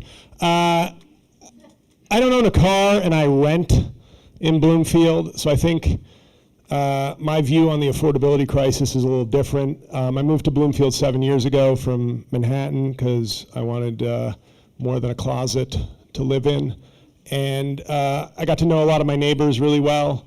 And over the last, I'd say 16 months, 11 of my 14 closest neighbors have moved, and almost all of them because the rent had gotten too high. So a lot of people had come to this district seeking a more affordable lifestyle, and now we're being priced out of that. And I do know that some buildings have been accused of the algorithm rent fixing, which I know there have been cases about that. Getting rid of the tariffs, we can all say the tariffs are stupid. I think what we're lacking as Democrats, and I'm going to come back to my theme of communication, is a lot of these issues we don't present to the American people well enough until they have to feel the impacts of the stupidity. And after the fact is not good enough. We need people who can convey the fact that, hey, when Donald Trump does unconstitutional things like take Congress's power of the purse, it might affect you. It's not an abstract concept, and we need people who can communicate the abstract into the reality for a lot of people. I also, as somebody who doesn't have a car, would like to complain about the $50 lift I took here from my apartment. I do believe that in terms of building up affordable housing, and I know there is a range on the affordability issue. Some people talk about property taxes and energy bills. Some people are trying to stay in their homes and choose between medicine and groceries. What I would say is as we build up needed affordable housing, I think that needs to be done in conjunction with public transit, and they can work together and build sensible communities that provide more opportunity and more sources of housing that will then lower the cost, at least for renters like me. Thank you. Thank you.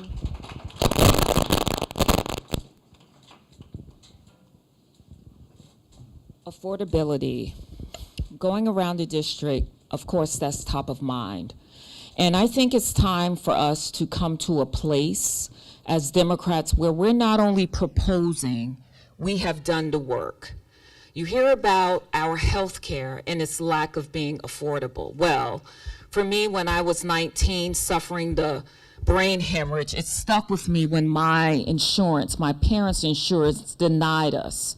So throughout the entirety of my governmental experience, starting as a county commissioner up into statewide, I have expanded health care, making sure that the services are there for free.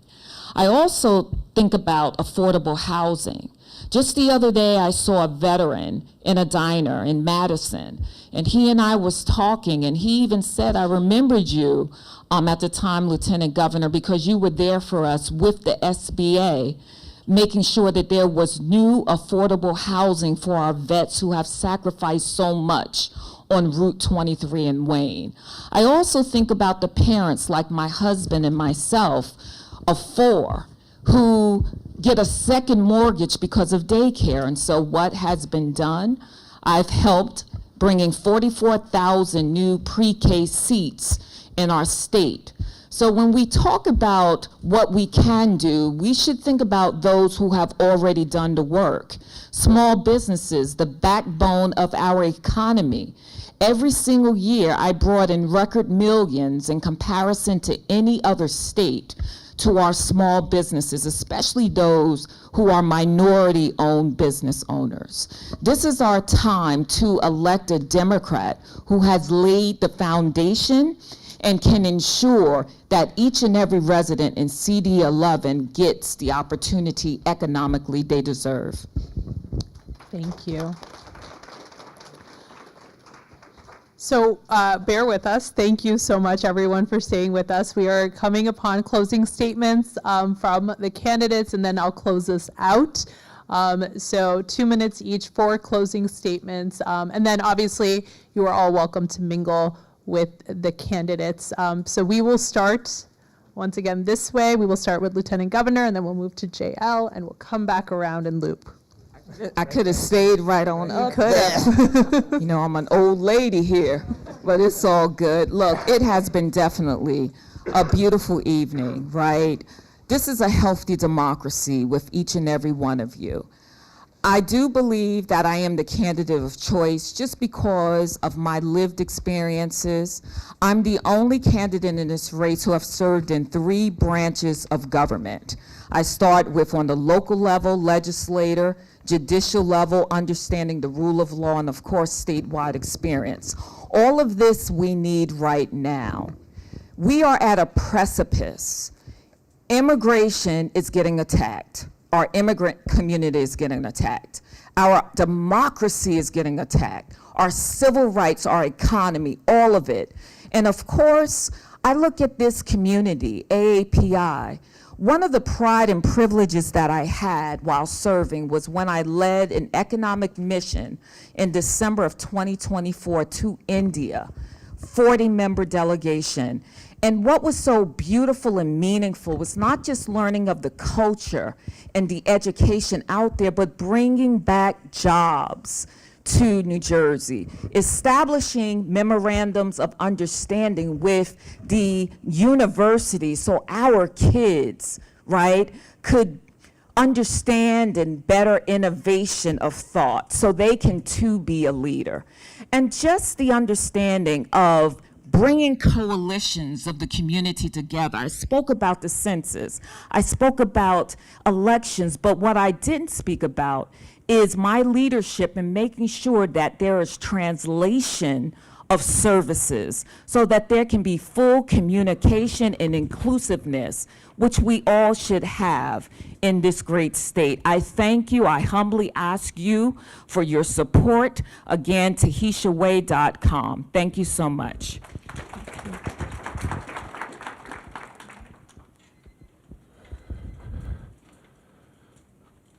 So I think we are obviously at a moment of crisis in this country.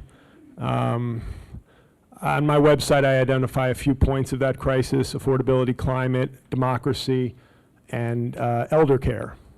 And I think what we have up here, many of the people are going to wow you with their political experience, their decades of service, endorsements, or connections they may have. And how has that served the Democratic Party of late? We have a 2026 race. That means somebody capable of doing the work, but it also means somebody capable of communicating the work and engaging with people.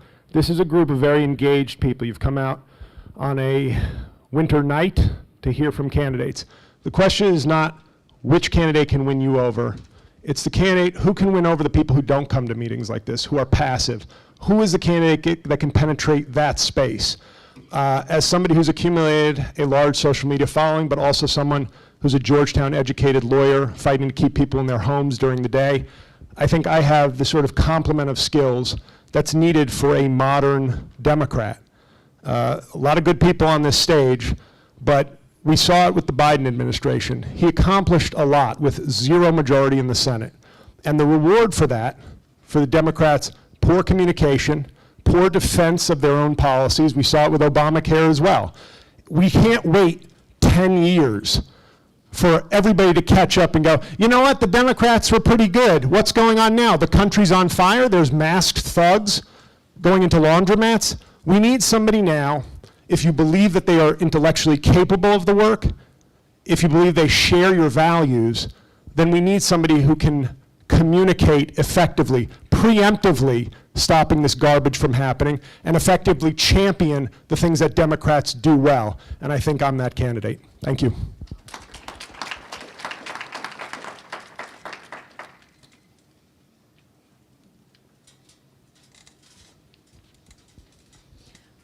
I'll say it again. I've been knocking on a lot of doors, and I hear a lot of rage when I talk to folks. A lot of anger about what's happening in this country and under this administration. And underneath that rage is a lot of fear. Fear about this economy and fear about our government. In just 13 very short days, we have a choice here in New Jersey's 11th district. We get to shape who we need to be as a Democratic Party going into a must-win, and I know this is a bipartisan affair, but who we need to be going into a must-win midterm cycle for our economy and our democracy. Because if you want a thriving middle class, you need a thriving democracy. They are connected. And my argument is that in that choice, more of the same will not do, because it's more than just stopping Trump. It's stopping and fixing a status quo that hasn't been working for some time. The future of our party is on this ballot, and I'm asking that you vote for that future. I have spent nearly 25 years getting the most significant pieces of legislation that have served working families done for the Democratic Party. From the Affordable Care Act, done. From the Inflation Reduction Act, done. And heck, I got pretty dang close to a pathway to citizenship for Dreamers until Trump blocked it. I have the federal expertise that on day one, I know what we need to do to take our country back and serve our communities once more. And more of the same will not get us that. I ask that you vote for that future, and I am a Democrat who will not cave because I know what's at stake. Thank you.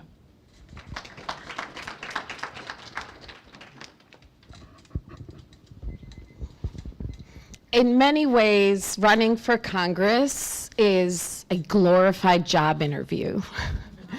It is an opportunity for an individual to present their skills and to connect with the folks that they're vying to represent. And so I want to close tonight. It's not enough time, the tyranny of the buzzer, so I'm just going to try to knock some of these out. If what you are looking for is a representative that has the lived experience as an immigrant, as a member of the community, as an organizer who has 25 years experience connecting with people, understanding what's keeping them up at night, and helping reverse engineer a victory, I'm your gal. If what you're looking for is someone that has government experience, whether it's at the state level, federal level, has helped develop policy at every level of government, I'm your gal. If what you're looking for is someone that has the understanding, the connectivity to not only land there at the job day one, but to have the kind of relationships that you will be able to harness to best represent you, I am your gal. The bottom line is that for 25 years, I have fought hard to represent working families across New Jersey. You don't know it, but I have been your advocate for years. And the way that we can do it right now is to send an organizer to Congress who is unafraid to speak truth, not only to those that we are ideologically in opposition, but even to our friends when they fail us, and many have. I am glad to hear that my fellow candidates are now really focused on this idea of abolishing ICE, of having healthcare as a human right, of being able to stand up to both forces across this party, forces that sometimes are in alignment and often are not. But the truth is, it took an organizer to be able to move that. I'm your gal. Thank you. Thank you.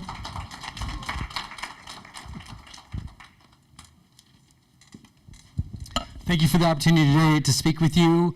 I think that we're in a time in our history where we can all agree that it's a crisis time and the Constitution is at risk. But what I think we probably also agree on is the Democratic Party needs to change, because the same things of how awful Donald Trump is, these are the same talking points that we've heard from a lot of candidates along the campaign trail, and how, we got to fight against Donald Trump. Of course we got to fight. That is a prerequisite to being up here, is to believe that and say you're going to do that, right? But I'm saying that the Democratic Party needs to do more than that. The Democratic Party needs to show strength, but they show strength by actually addressing problems that affect everyday people. And we cannot just raise the flag of democracy's at risk and expect things to change. We have to appeal to everyone. We have disaffected people in this country because their needs are not being met. Their pain is not being, addressed.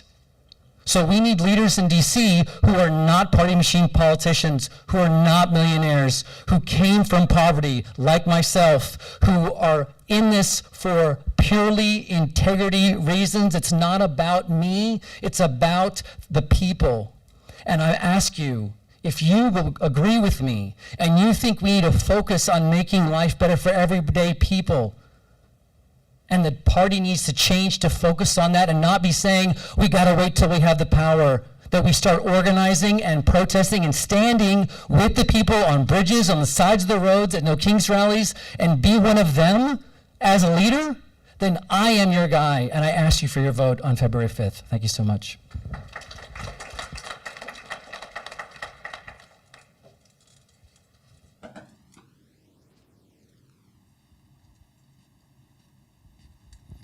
Thanks everybody for coming out tonight. I really appreciate it. My name again is Jeff Grayzel. I stand before you as a candidate with a very unique profile. I told you earlier that I'm a fighter. I became the first Democrat elected in my town since Watergate became the first ever Democratic mayor. I stand before you as a mayor who became that first Democratic mayor, but understands how our country operates on its very ground level, how people live their lives every day.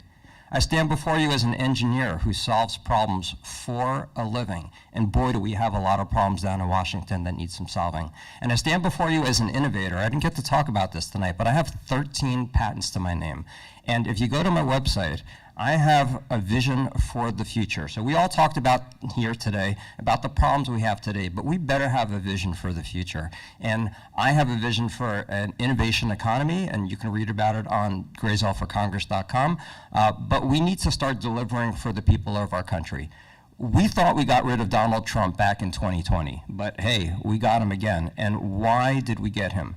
Because Democrats did not deliver for the people of this country. And if we want to take back the presidency in 2028, we better start delivering. We have to send somebody down to Washington in Congress who has fresh ideas for this party, who has a vision for the future for this party, a vision for good jobs and a new economy for our country that can drive new growth and bring people back and have trust in the Democratic Party to be leaders. I am that person. Beyond that, we came here together as a broad community. I touched earlier on the fact that I was a member of a broad coalition called Community Leaders Against Hate, which transformed into an interreligious and interfaith coalition. I am very proud to be supporting a lot of different communities. It's what I lean into as a mayor, as a person in my life, and as a person of faith. I'm so glad to be here tonight amongst all of you. Thank you. And thanks for cutting me off. You're welcome. To everyone, I've done that too.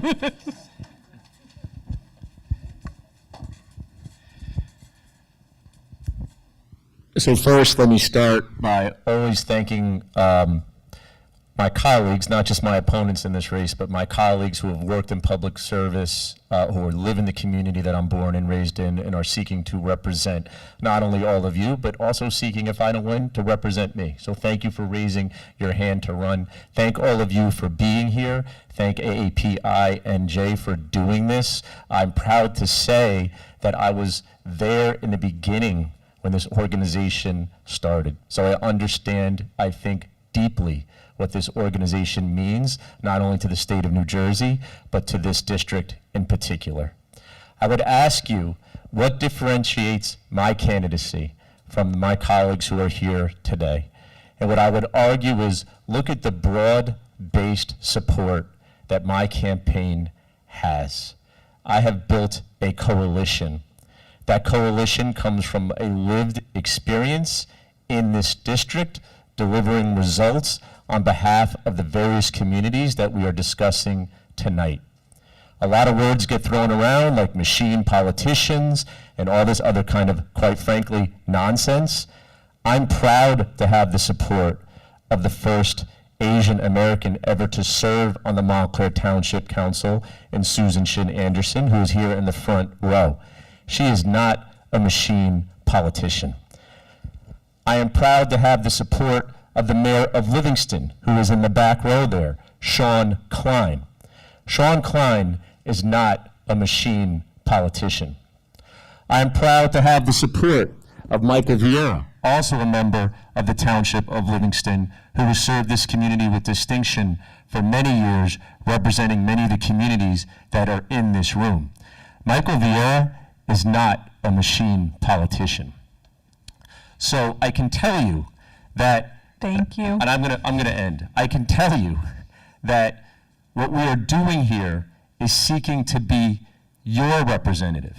And part of being your representative means having a record of results.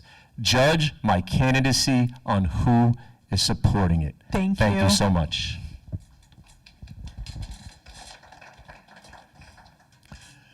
Thank you all. I'm getting very self-conscious.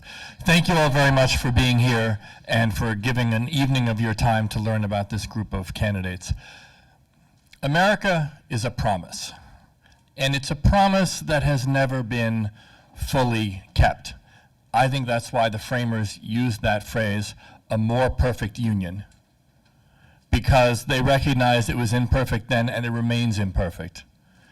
So many of the heroes that have helped us perfect it over the generations have been from the Asian American and Pacific Islander communities, from Wong Kim Ark to Ozawa and Bhagat Singh Thind, to the heroes who stood up against Executive Order 9066 and the Japanese internment in the 1940s, and through to today, and through specifically to all of you.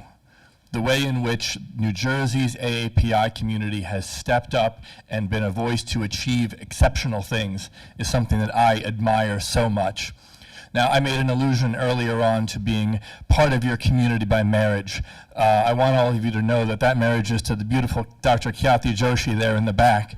And if you are familiar with AAPI New Jersey's Teaching Asian American Studies Fellowship, she is the designer of it. She is how we have created the first in the nation system to not just have that mandate that you all achieved at the state level, but to realize its promise in our schools. And I know folks worry about politicians going to Washington and getting in bed with lobbyists. Well, I have to tell you, when it comes to the AAPI community, I'm already there. Khyati is such a wonderful advisor and informer on the things that are the priority for your community. And I want you to know that I listen to her every day. I also want you to think, as you consider your vote, a record of results that I alone have. Visit johnbartlett.com for more, or please come up afterwards. I look forward to speaking with all of you, because so many of you are friends already. Thank you.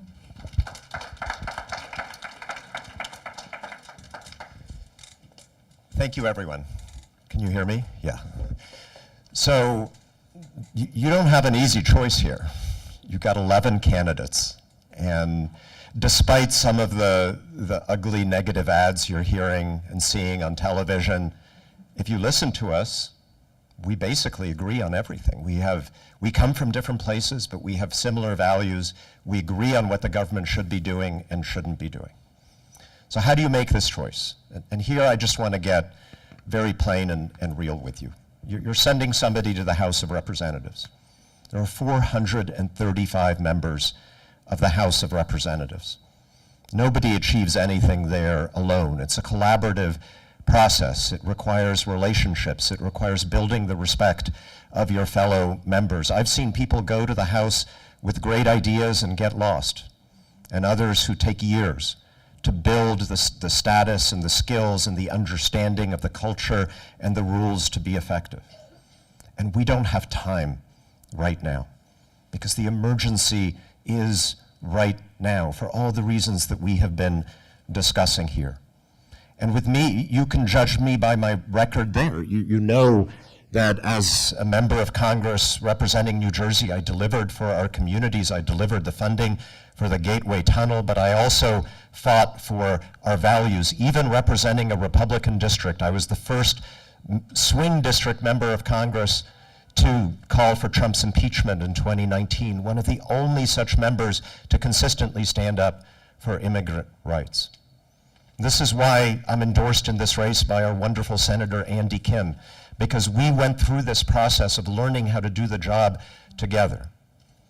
And so my argument to you is that in this emergency, in this time of fire, I'll be ready literally on day one to deliver for you and to fight for the values that we share. Thank you. Thank you.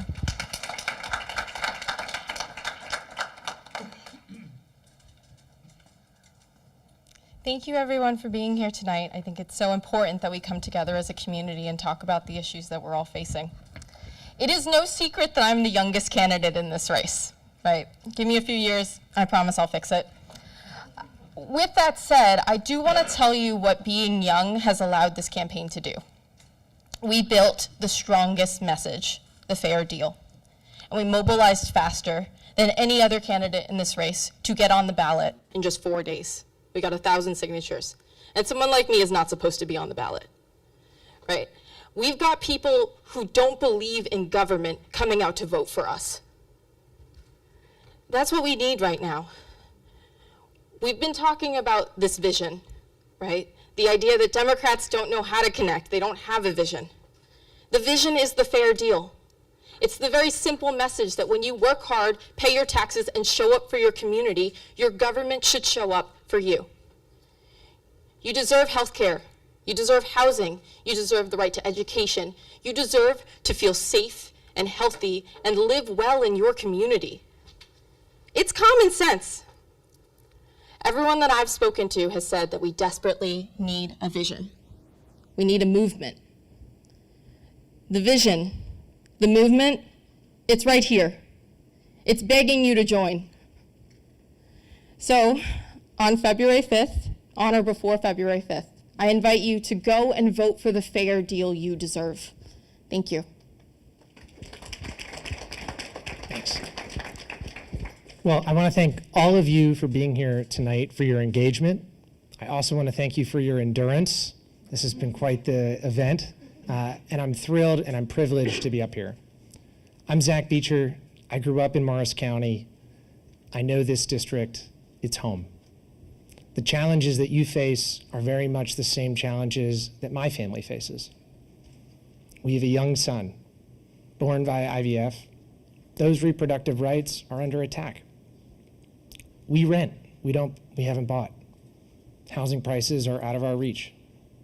When I quit my job to dedicate myself full-time to this campaign, we had to wrestle with our healthcare premiums. That's a real issue that we face, that so many New Jerseyans and Americans face. What I'm asking you to consider is have the audacity to believe that the Democratic Party can build bridges and not walls, that we can show a bias for action during one of the most critical moments in our history, that we can take the affordability challenges and imagine a bigger, brighter world, and not just imagine it, but build it. We have a challenge right now of accountability, an executive branch run rampant, attacking every civil right, every idea of who we are as Americans, from how we position ourselves on the world stage with our very NATO allies, to the way that we see one another as fellow Americans. And it is that idea of who we are that is so essential to why we are Americans, that we can compete, that we can play by the rules, and that we can see in one another the strength and the opportunity to get along and move further together. And so I'm asking for that audacity to believe. On February 5th, I hope you'll entrust a new generation to Washington and consider me to be your representative in DC. Thank you. Thank you. So I'm going to close this out by first just thanking everyone who came today. Thanking AAPI New Jersey, thank all the co-sponsors for coming together, thanking everyone in the community that came here. A number of the candidates touched on Asian American history, and I'll mention a couple of other notes. New Jersey, Asian Americans are the fastest growing demographic in New Jersey. It's a fact. The census shows it. And so often the story is how we're a newer group in New Jersey, a newer group in the US, newer groups as diverse as the Asian American community is. And yet, it's not quite the story. There were Asian Americans who fought in the American Revolution. Founding father, Aaron Burr, had 2 kids with a South Asian woman. They settled in a free black community in Philadelphia.